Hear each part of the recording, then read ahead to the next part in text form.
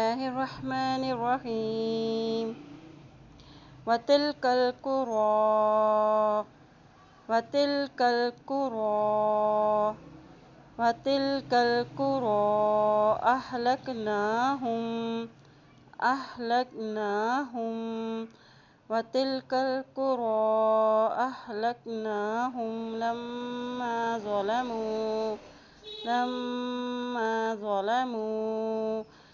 وتلك القرى أهلكناهم لما ظلموا وجعلنا